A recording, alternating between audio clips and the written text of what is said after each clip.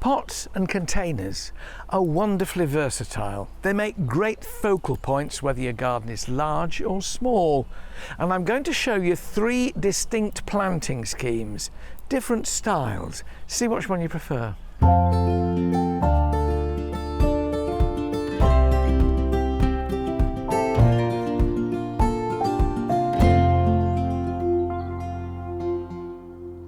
Now, we all have an idea of what the ideal cottage garden looks like. So I'll do my take on a sort of slightly more tasteful cottage garden. I'm planting in what's called a Versailles tub. They're handsome things in almost any style of garden, but they do suit the cottage mix. When you're using a tub which is wooden, line it to help preserve it for future years from rotting. I've put in here a liner of black polythene just to make sure that the compost itself doesn't sit right alongside the wood, certainly not for most of the container. And I'm using a multi-purpose peat-free compost with added John Innes, which has a bit of loam in it. It just gives it that much more body, and we'll see the plant through right to the end of the year because it's got a bit more nutrition in it. Don't fill it too full because every time you put a pot in, you're adding more. So you can always add a little bit more if you need it, but for now, make sure it's down a good 3 or 4 inches at the sides. I'm going to start in this back corner with a foxglove. Wonderful pyramidal plant, a great bee plant too. New ones come on the market every year, but if you look at this flower, Dotty Mixed is an extremely good name for it, isn't it? There are some wonderful markings on foxgloves. Like all these plants, it's had a good watering before I put it in. Easy it out of its pot, plenty of roots there. Now, when I worked in the parks department, the boss there, the park superintendent, always said every plant has a front and a back. I think that's the front. The front is where it's been seeking out the light. You don't have to thump this down really hard, but gently with your fingers just push out any air pockets, fill them with compost. I've got a hole down this back corner. I mean, you wouldn't know that, but I do, and I want to make sure it's full. Next one going in is a hosta. Always a good idea to have some foliage in your container as well as flowers. Foliage lasts much longer than flowers. And this hosta here goes in there, taking that leaf out of the way. That sits in this back corner, feeding around it with compost again. And then I'm going to pay attention to the front. Right in the middle here, I'm going to put a blue scabious. You'll sort of start to get an idea of my kind of colour scheme. There is one, that's why it's a little bit more sophisticated than a normal cottage garden. And here we have an old favourite, scabious butterfly blue. It has these glorious flowers. That will go in the middle there. Don't be alarmed at the amount of plants I'm putting in. Well, apart from the fact that you think, well, that costs a lot of money. Well, you know, it's cheaper than a tank full of petrol in your car. It gives you far more lasting pleasure. But in the container, they're not going to grow a huge amount, so you can cram them quite close together. Next is this corker, an osteospermum. Again, it's a lovely daisy. You get these in all kinds of colours, from yellow and white right through to crimson and purple. They're quite small root balls on these, but it does mean that you can tuck them in quite neatly. I've got another one for the other side, slightly different colour, but still a lovely shade of soft pink. And the underside of the petals on this one, quite interesting, because they're a sort of pale primrose yellow. So you get this dual effect. But it's really quite pleasing, isn't it, that? This one's called Senorita Double Lovely Pink. Snappy name, eh? The funny thing is, the only O level I left school with, having taken it a year early at 15, was art. So I suppose I've always been thought a bit arty. You can judge whether or not it was awarded justifiably or whether I got away with it. And then along the front, something to trail down. Little pots of ivy are so useful because they're perennial, they go on forever. You can take cuttings that root like weeds, so you can keep these going as youngsters, and then you get bigger plants when you plant them out. You can see now what I've done. A bit of height here, because that's the side from which you're meant to view it. then the middle ground here and down to the front. They're what we call thrillers, fillers and spillers.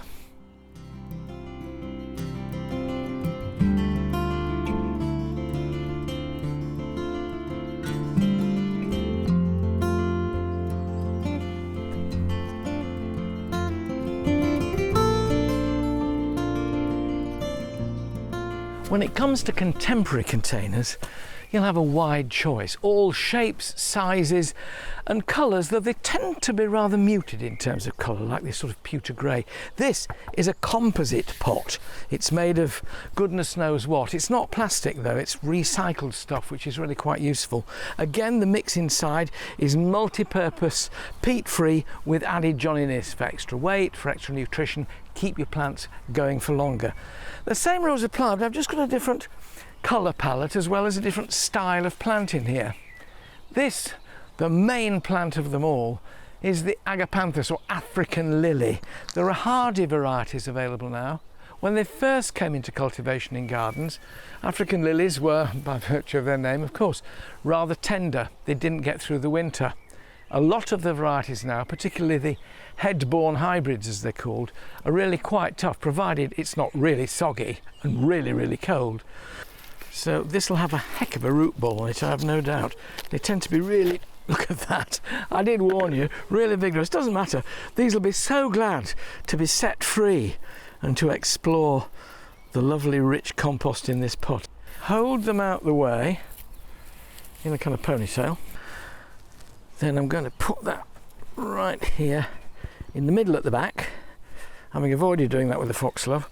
That goes in, feed back the compost, lightly firming it with your fingers. As I say, don't hammer it down. Make sure the surface of that root ball has just disappeared under the soil. And then let it go. I want to contrast with this, and that I'll get from this heuchera. Shades of Johnny Depp. This is heuchera Black Pearl. Easy one to remember. Colour on the top and the colour underneath. Wonderful. When the sun shines on this, you get this wonderful sort of effect, almost like a crimson stained glass window. And in it will go right alongside, keeping it fairly well back, because I've got other things to go in front of it.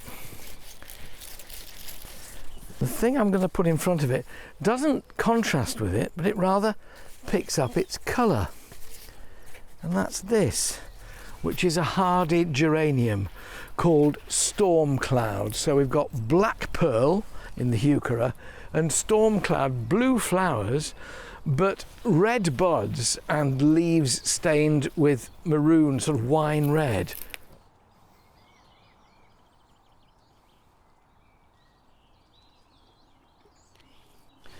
This is French lavender. French lavender has this little collection of florets at the top. I always think of them as ass's ears, I don't know why. But it's a little tuft of coloured bracts, almost like petals. I'm popping 2 of these in. Really cheek by jowl. And the other one, just the same, will go in front of it.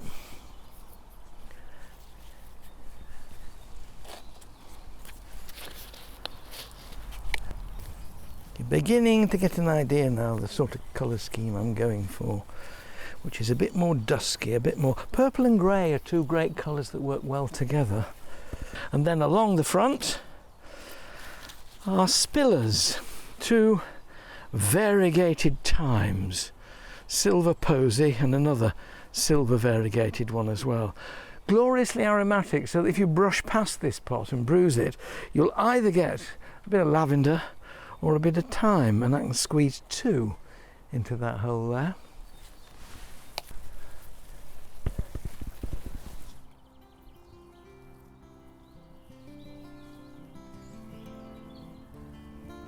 So there we are. I've planted this as though it were in a corner, because you're getting the best view. If you walked around it, I'd put the agapanthus in the middle and then scale down from it. But have a go, you know, do what pleases you. It doesn't matter what anybody else thinks.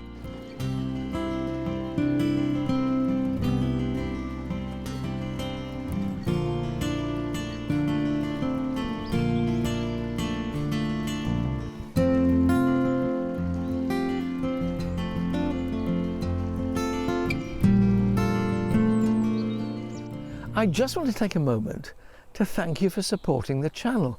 It has been an amazing start with so many subscribers. I mean, it's just my dream to get more people gardening. So if you haven't subscribed yet, do click the button below. It doesn't cost you anything, and encourage your friends to do it as well. And we'll carry on with a pheasant, growing things together.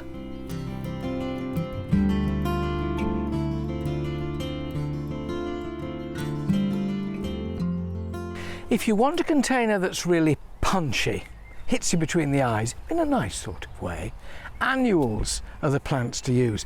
Things that give you high impact of colour. Now, geraniums, as we call them, or pelargoniums to give them their proper name, are not strictly annuals. You can keep these going through the winter if you give them a frost-free greenhouse or a very bright windowsill. But they're often treated as bedding plants if you don't have any kind of cover. Look at the flower cluster underneath the few petals that are open there, because that shows you what's to come. All those flowers on a single stalk, there must be 30 of them there, and they'll carry on for weeks on end. And these will be the centrepiece of my very unsubtle but very bright and very cheerful wooden trough.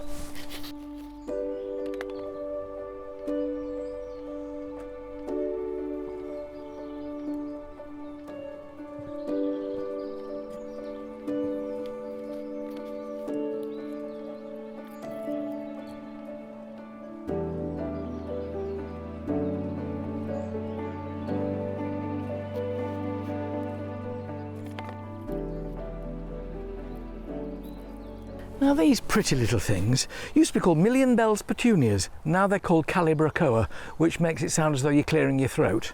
Well, whatever you call them, they're very pretty. And this is a double one. Sometimes they're single little trumpets, the million bells ones, but this one is a double, and it's very pretty with a mixture of pinks and mauves and whites. And stick that in a corner. I'm doing a real tit-for-tat mixture on this one, so it's quite symmetrical. Those in the middle, those on the corners. And finally, these two aren't renowned for their fragrance, but this is an Nemesia called Wisley Vanilla. And it most definitely is vanilla scented. A little cluster of these in each corner will complement and contrast with the others and add a bit of fragrance, particularly when the sun shines on them.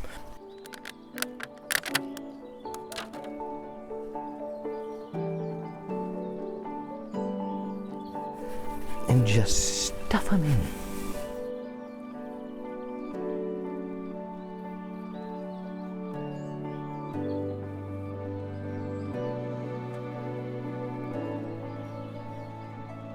So there you are.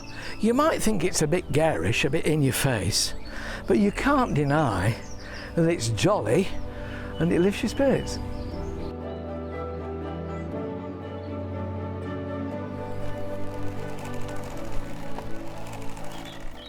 Remember, when it comes to watering, they're going to need quite a lot. There's a lot of plants in a relatively small area of compost here. Rainfall won't do much good because the whole collection of foliage here acts like an umbrella and the rain will run off. So it's you in charge of watering, and during the summer they'll need watering at least once a day. That way you end up with happy plants that grow well. What you can also do is every couple of weeks give them some liquid feed and nip off any faded flowers to keep them blooming.